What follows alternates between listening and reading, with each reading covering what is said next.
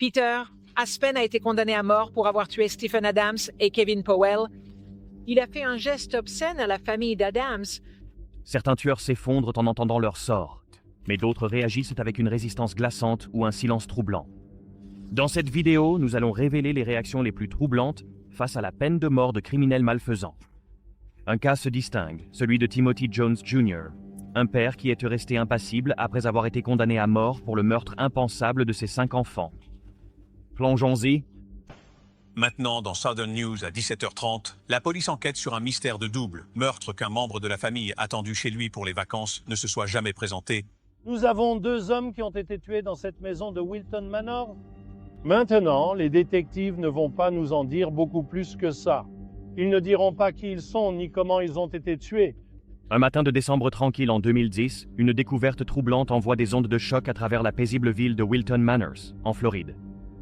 À l'intérieur d'une maison méticuleusement entretenue, les corps de Stephen Adams et Kevin Powell, un couple bien aimé, ont été retrouvés dans ce que la police a décrit comme un meurtre exécuté de manière professionnelle. Le crime était aussi brutal que dénué de sens, laissant une communauté autrefois vibrante dans la peur. Derrière cet acte horrible se trouvait Peter Afsanou, un homme avec un passé troublé et un manque de remords glaçant. Mais l'histoire complète de ce qui s'est passé et comment Afsanou a réagi dans la salle d'audience a fait de cette affaire l'une des plus troublantes que l'État ait jamais vues. Peter Afsanou n'était pas étranger au système judiciaire. Sa vie avait été marquée par une série d'arrestations pour fraude, vol et services pour adultes.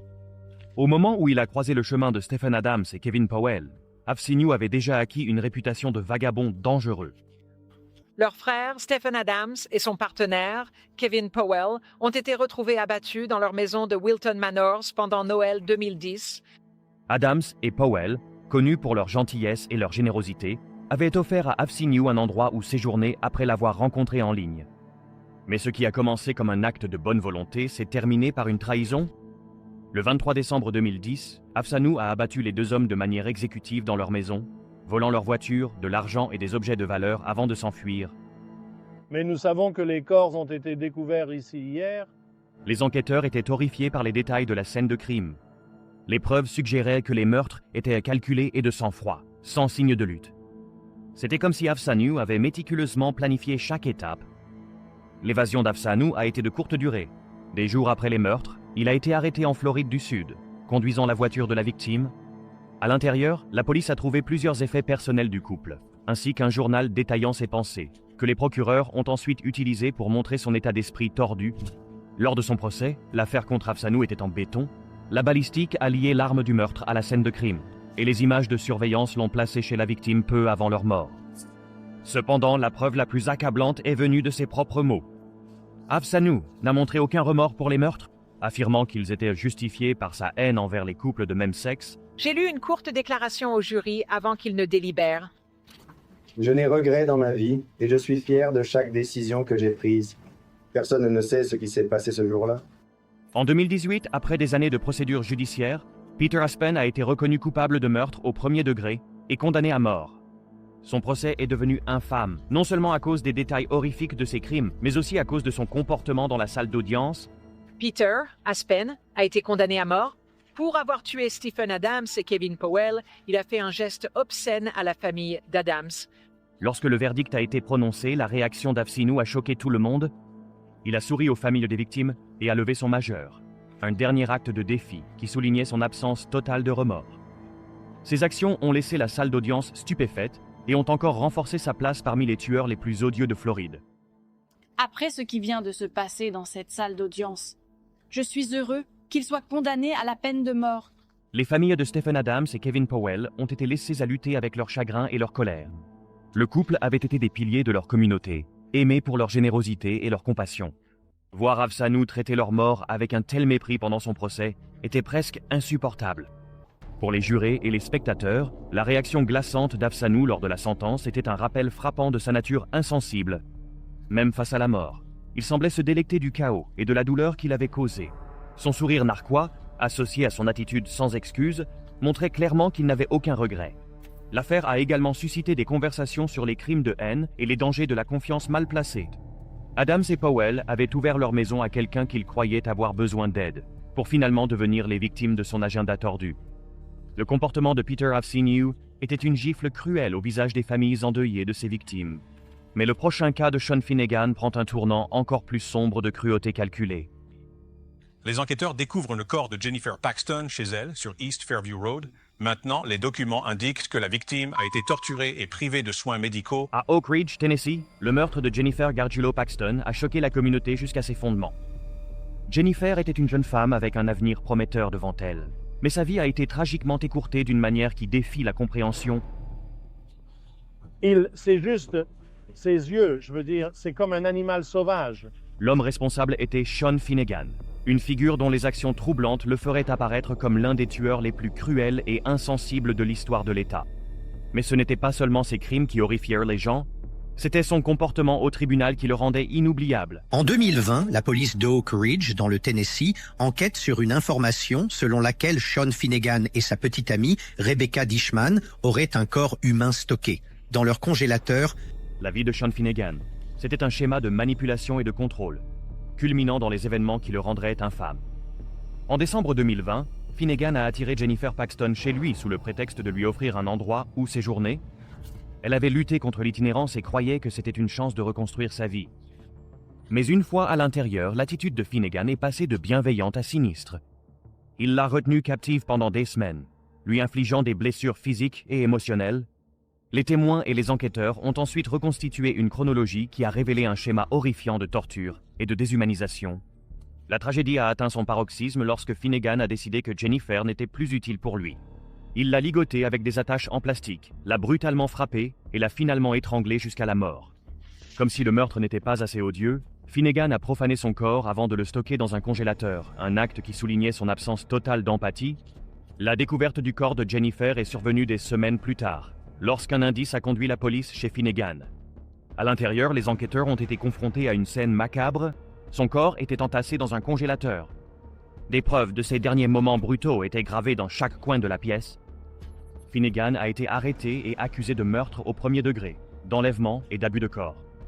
Les preuves contre lui étaient accablantes, allant de l'analyse judiciaire aux témoignages de ceux qui avaient vu Jennifer dans les jours précédant sa disparition. Au fur et à mesure que le procès se déroulait, l'accusation a révélé des détails glaçants sur les crimes de Finnegan. Ce n'était pas seulement la brutalité du meurtre, c'était la manière calculée et méthodique dont il l'a exécuté. Son absence de remords était palpable, créant une atmosphère de malaise dans la salle d'audience. On peut voir Finnegan s'agiter alors que le médecin légiste montre le mannequin. Maintenant, plusieurs membres du jury ont détourné le regard pendant que les photos de l'autopsie étaient montrées. En août 2024, après un procès éprouvant, Sean Finnegan a été reconnu coupable de toutes les charges et condamné à mort. La décision du jury a été rapide, reflétant l'horreur pure des preuves présentées. Pour le verdict du jury, vous, Sean Finnegan, êtes reconnu coupable de meurtre au premier degré, tel qu'accusé dans l'acte d'accusation. Suite au verdict de fixation de la peine de mort, il est donc ordonné que vous soyez exécuté par injection létale. Mais la réaction de Finnegan au verdict était ce qui a vraiment fait la une des journaux. Alors que la condamnation à mort était lue à haute voix, l'expression de Finnegan restait étrangement vide, un contraste effrayant avec les témoignages émouvants de la famille de Jennifer. Son absence de réaction a été décrite comme troublante, comme si la gravité de ses crimes et de sa punition ne l'atteignait pas du tout. La famille de Jennifer Paxton a assisté au procès, leur chagrin étant pleinement exposé alors qu'ils écoutaient les détails macabres de ces derniers moments.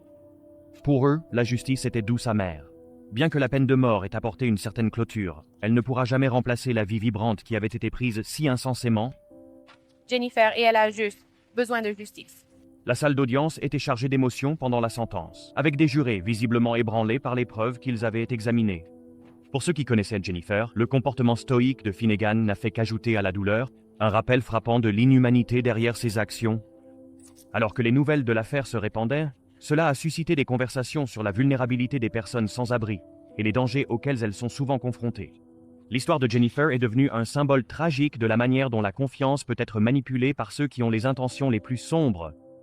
L'absence de remords glaçante de Sean Finnegan révélait la profondeur de sa cruauté. Mais l'affaire suivante révèle un prédateur qui se cachait à la vue de tous. Michael Gargiulo, le Reaper d'Hollywood. Le Reaper d'Hollywood. On l'a qualifié de tueur en série, avide de sensations. Pour ses voisins, Michael Gargiulo semblait être le parfait gentleman. Un visage amical avec un sourire facile, mais derrière son extérieur charmant se cachait un prédateur si calculateur et froid que ces crimes horrifieraient la nation. Surnommé le Reaper d'Hollywood, Gargiulo s'attaquait à de jeunes femmes dans la région de Los Angeles.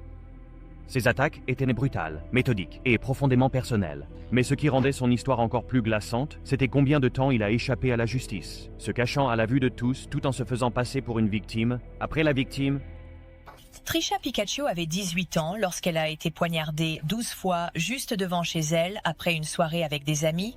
Le règne de terreur de Gargiulo a commencé au début des années 1990 lorsque sa voisine, Trisha Picaccio, a été retrouvée poignardée à mort devant chez elle dans l'Illinois. Les autorités n'ont pas pu le relier au crime à l'époque. Et Gargiulo a déménagé en Californie, un choix qui s'est avéré mortel pour 2 autres femmes. En 2001, Ashley Ellerin, une étudiante en mode, a été retrouvée assassinée dans sa maison des Hollywood Hills. Elle avait été poignardée 47 fois dans une attaque féroce qui a choqué même les détectives les plus expérimentés. Ce qui a rendu cette affaire célèbre, c'est qu'Ellerin devait sortir avec l'acteur Ashton Kutcher le même soir où elle a été tuée. Kutcher, qui est arrivé en retard pour la chercher, a témoigné qu'il avait vu ce qu'il pensait être des taches de vin rouge à travers la fenêtre, un détail macabre qui a ensuite révélé l'horreur à l'intérieur. Les meurtres ne se sont pas arrêtés là. En 2005, une autre jeune femme, Maria Bruno, a été retrouvée assassinée dans son appartement à El Monte. Comme pour Ellerin, la mort de Bruno était brutale et rituelle. Gargiulo a méticuleusement planifié ses attaques, s'introduisant dans des maisons et surprenant complètement ses victimes. L'obsession de Gargiulo pour le contrôle et la violence faisait de lui un prédateur ombrageux, opérant sous le radar pendant que les autorités peinaient à reconstituer le schéma de ses crimes. La percée dans l'affaire est survenue en 2008, lorsque Gargiulo a ciblé sa dernière victime, Michael Murphy. Contrairement à ses attaques précédentes, cette fois-ci, sa proie s'est défendue. Murphy, une jeune femme dans la vingtaine, a réussi à repousser Gargiulo lors d'une attaque violente dans son appartement à Santa Monica. Elle a survécu, devenant la première personne à échapper à l'une de ses attaques. Le courage de Murphy a non seulement sauvé sa vie, mais a également conduit à la chute de Gargiulo. Les enquêteurs ont trouvé du sang sur les lieux, liant Gargiulo au crime grâce à des preuves ADN. Cette même ADN l'a relié au meurtre d'Ellerin et de Bruno, ainsi qu'à celui de Picaccio des années plus tôt dans l'Illinois. Les pièces du puzzle ont enfin trouvé leur place, et le tueur de Hollywood a été arrêté. Le procès de Michael Gargiulo a captivé la nation, avec Ashton Kutcher parmi les témoins qui ont témoigné contre lui. Les procureurs ont dépeint le portrait d'un homme qui traquait ses victimes, s'introduisait chez elles et commettait ses crimes avec une froide précision. En 2019, après un long procès, Gargiulo a été reconnu coupable de 2 chefs d'accusation de meurtre au premier degré et d'un chef d'accusation de tentative de meurtre. Lors de la phase de la sentence, la salle d'audience était tendue alors que les familles des victimes racontaient leur chagrin et leur colère. Cependant, Gargiulo est resté stoïque et sans émotion, refusant de reconnaître la douleur qu'il avait causée. Son comportement tout au long du procès était troublant, comme s'il ne ressentait aucune connexion avec les vies qu'il avait détruites. Le jury a recommandé la peine de mort, et en 2021, Gargiulo a été officiellement condamné à mort. Son affaire reste infâme, non seulement pour les détails macabres de ses crimes, mais aussi pour son absence de remords. Je n'ai pas parlé de l'impact que le meurtre d'Ashley a eu sur moi.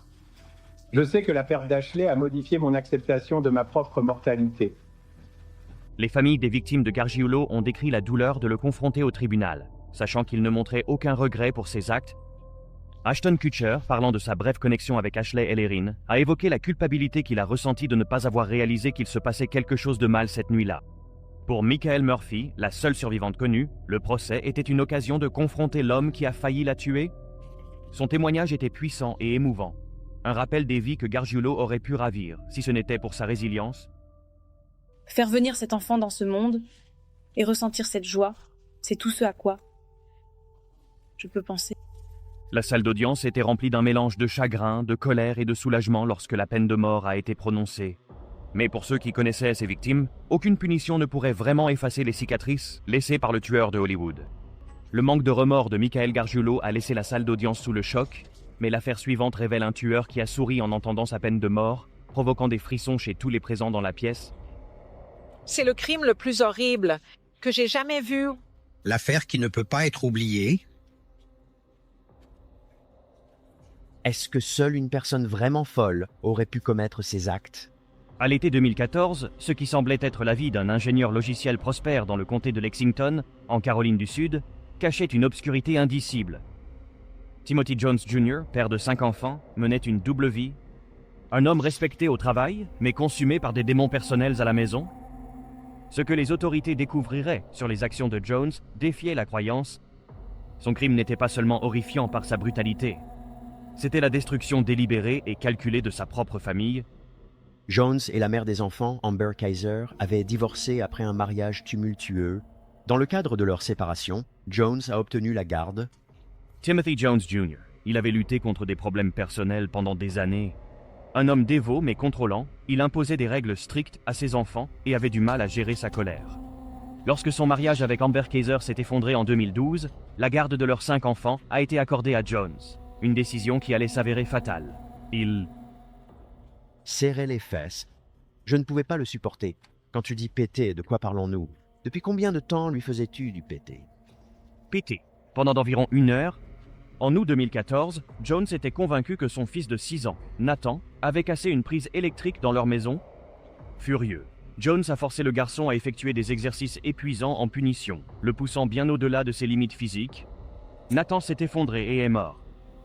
Paniqué et en pleine spirale, Jones a pris une décision glaçante. Tuer ses enfants restants pour couvrir le premier meurtre.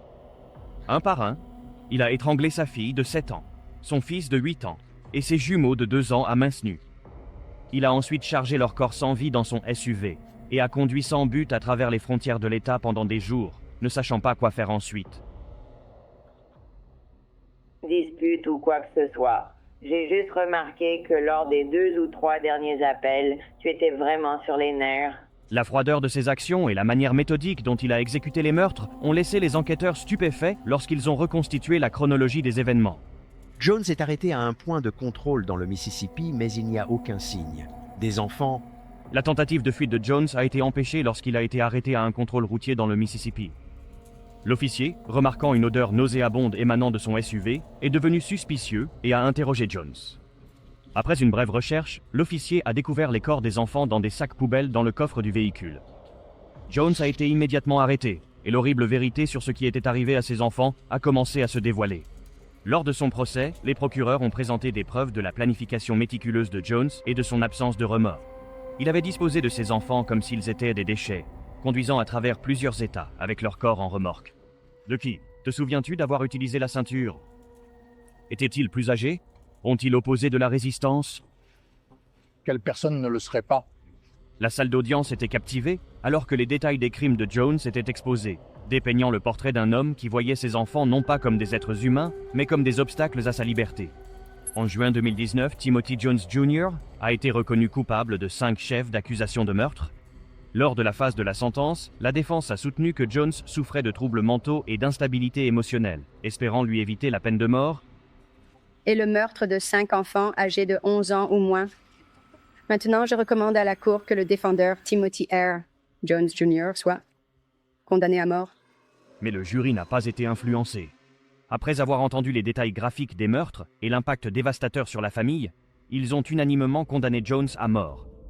Le juge a décrit les actions de Jones comme la trahison ultime, un père se retournant contre les enfants qu'il était censé protéger.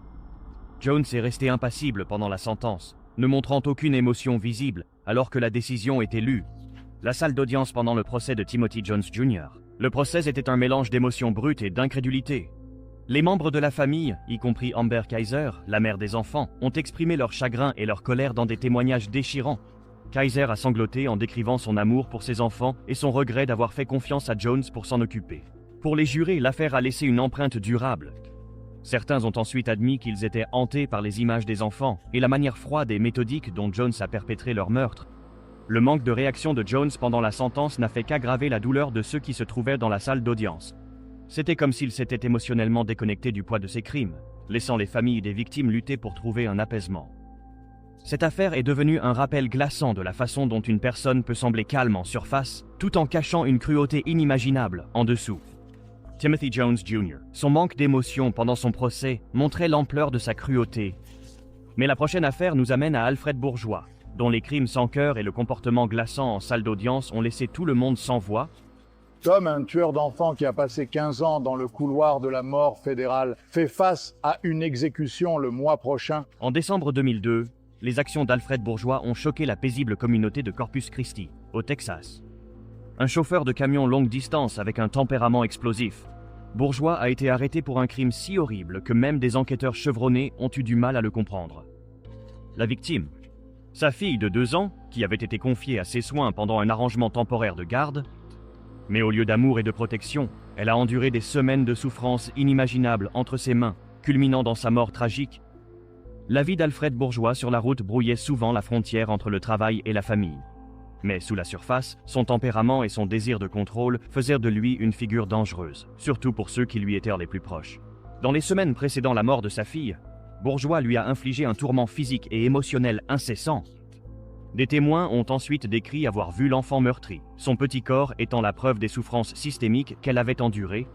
Il l'a forcé à dormir dans la cabine de son camion et lui refusait les nécessités de base comme punition pour de petites erreurs. Le point de rupture est survenu lors d'un contrôle de routine à une base navale de Corpus Christi.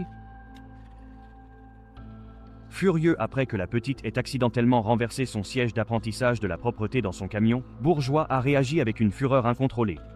Il l'a attrapée et a violemment frappé sa tête contre le tableau de bord, un acte si brutal qu'il a causé des blessures catastrophiques. Lorsque les ambulanciers sont arrivés, ils ont trouvé l'enfant inconscient. Malgré leurs efforts, il était trop tard. Son petit corps portait les marques d'une longue histoire de souffrance, y compris des fractures, des cicatrices et des blessures internes. L'épreuve dressait un tableau horrifiant de ce qu'elle avait enduré dans sa courte vie. L'enquête sur les crimes de Bourgeois a été rapide et accablante. Les médecins légistes ont confirmé que les blessures mortelles ne pouvaient avoir été causées que par une violence délibérée. Les témoignages des témoins et les preuves médico-légales ne laissaient aucun doute sur la personne responsable. Lors du procès, les tentatives de Bourgeois de se défendre ont échoué. Il a prétendu que la mort était accidentelle, mais l'accusation a démoli son récit, révélant son schéma de cruauté et de négligence. Les jurés ont écouté avec horreur alors que les preuves s'accumulaient, montrant qu'il ne s'agissait pas d'un incident isolé, mais de l'aboutissement de semaines de malveillance calculée. Il n'a pas fallu longtemps au jury pour rendre son verdict, coupable de meurtre au premier degré et de maltraitance d'enfants. La sentence a été tout aussi décisive. Bourgeois a été condamné à mort. Les crimes d'Alfred Bourgeois ont laissé une empreinte indélébile non seulement sur la famille de sa victime, mais sur tous ceux qui ont suivi l'affaire. En décembre 2020, près de 2 décennies après sa condamnation, Bourgeois a été exécuté par injection létale à la prison fédérale de Terre Haute, dans l'Indiana. Ces derniers instants étaient aussi glaçants que les crimes qu'il avait commis. Les témoins l'ont décrit comme défiant jusqu'à la fin, maintenant son innocence et ne montrant aucun signe de remords. C'était cette froide indifférence qui hantait ceux dans la pièce, un dernier rappel de l'homme qui avait si brutalement trahi la confiance qui lui avait été accordée. L'exécution marquait la 10e réalisée par le gouvernement fédéral cette année-là, faisant partie d'une vague controversée d'exécutions fédérales. Pour la famille de la jeune victime, l'exécution a apporté un sentiment de justice doux amer. Cela a fermé un chapitre de leur chagrin, mais n'a jamais pu réparer les dégâts causés par Bourgeois. La salle d'audience pendant le procès de Bourgeois était une scène de chagrin et de colère. Alors que les procureurs détaillaient les dommages horribles, les jurés et les spectateurs avaient du mal à comprendre l'ampleur de sa cruauté. Beaucoup avaient du mal à comprendre comment quelqu'un pouvait infliger une telle douleur à son propre enfant. Peut-être ce qui était le plus troublant, c'était l'attitude de Bourgeois tout au long du procès. Il est resté impassible pendant que les médecins légistes décrivaient les blessures subies par sa fille. Son refus de prendre ses responsabilités, jusqu'à son dernier souffle, a laissé une impression durable sur tous ceux qui ont été témoins des procédures. Pour les ambulanciers et les médecins qui ont essayé de sauver la jeune fille, cette affaire était un rappel sinistre du pire qu'ils pouvaient affronter dans leur métier. Pour les défenseurs contre la maltraitance des enfants, cela est devenu un cri de ralliement pour s'assurer que de telles tragédies ne soient jamais ignorées. Les réactions troublantes de ces tueurs dans la salle d'audience nous rappellent les profondeurs de la cruauté humaine et les manières glaçantes dont la justice est rendue. Mais ce n'est que le début. La prochaine vidéo sur votre écran révèle des crimes encore plus choquants et des moments à couper le souffle qui ont stupéfié le monde. Continuez à regarder